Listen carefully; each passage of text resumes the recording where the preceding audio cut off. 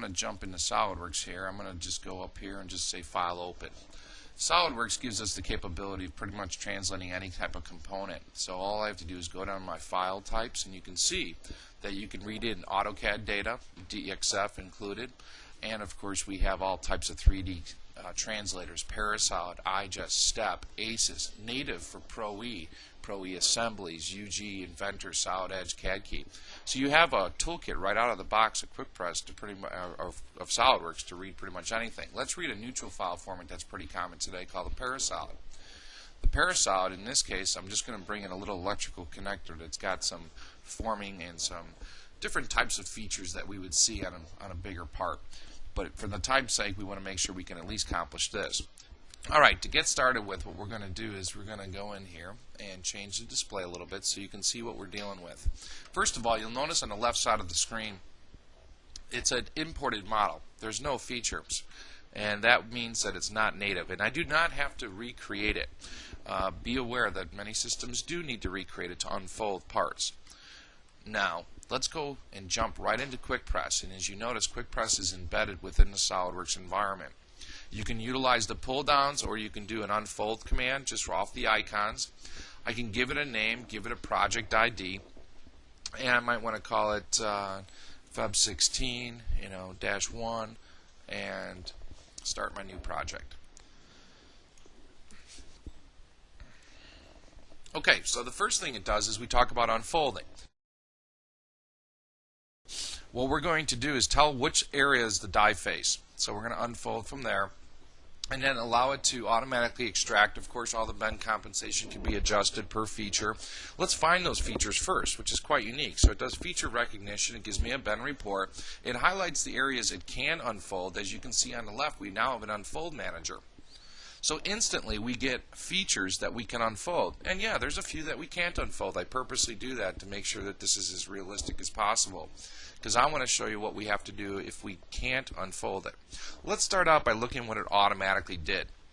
Notice that the right mouse button just allows me to unfold all, and we handle the material from a top and bottom, so material thickness variations don't bother us, and they bother all unfolders elsewise. Plus, we don't use a mid-plane approach.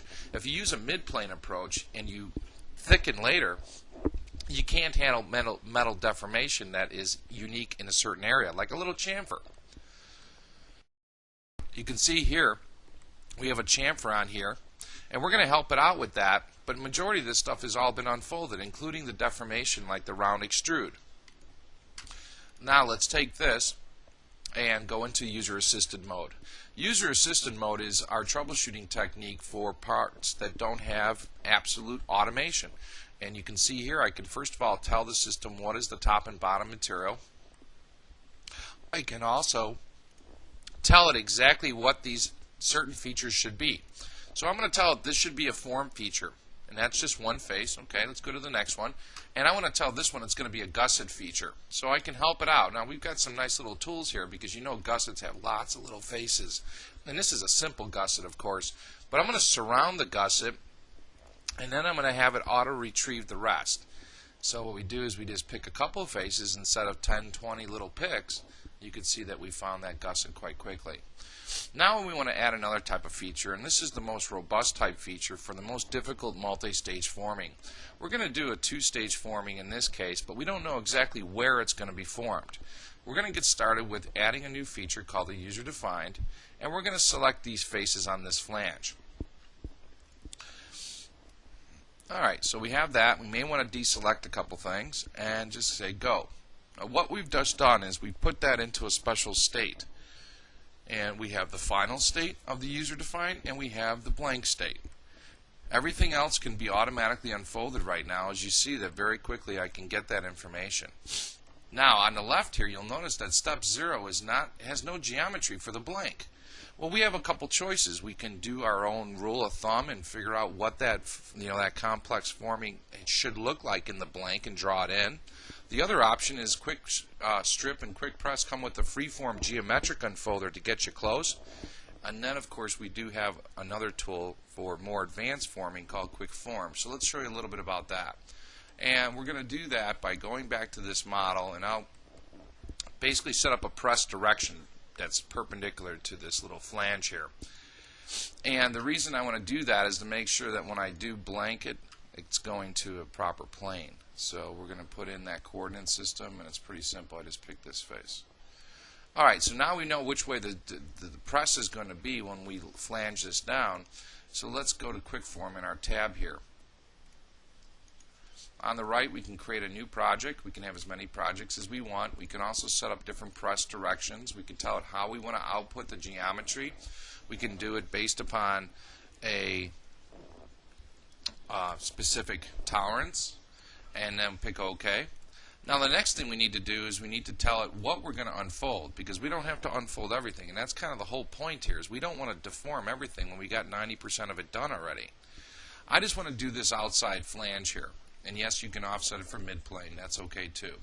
And then the material thickness, material type, and of course any specific factors like lubricant. Pick OK, and now we can tell it to do its thing, which is, well, we need to hold it first, right? We need to make sure this thing is being held somewhere, so we're going to hold it along this edge and select this partial loop.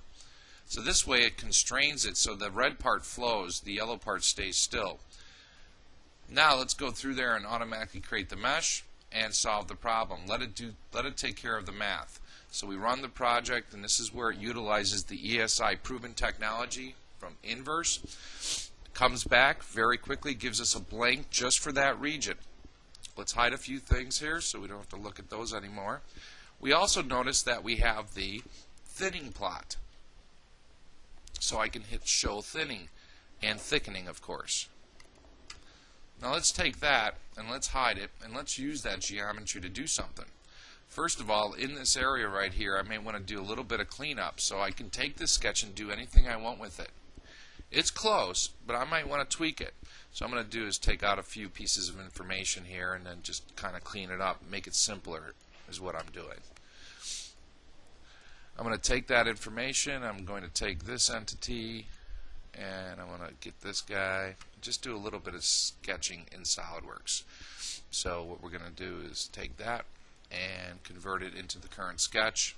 And then I want to make sure that I don't have any holes in there, so I can trim it up by going into Trim Entities, and then we'll corner these entities. So you can see that the 2D environment of SolidWorks is very easy to use, and of course you're working in a 3D environment on a 2D plane. So, alright, so we're going to take that and create our blank, and then teach QuickPress how that blank should play in the overall scheme of things. So we're going to take it and tell it which way the direction of the material is, and let's train QuickPress now. So we're going to take this, and we want to make sure that these connect. So we're going to fold this up, and then we're going to create a step 0 by telling it that's the top and that's the bottom. So this is a very good case where you can quickly do an accurate blank prediction but still maintain analytical information such as bends and localized and regional issues that you do not have to blank the whole part and then try to recreate it in the strip. Alright, so now we can see that we can take this and we can go through multiple stages.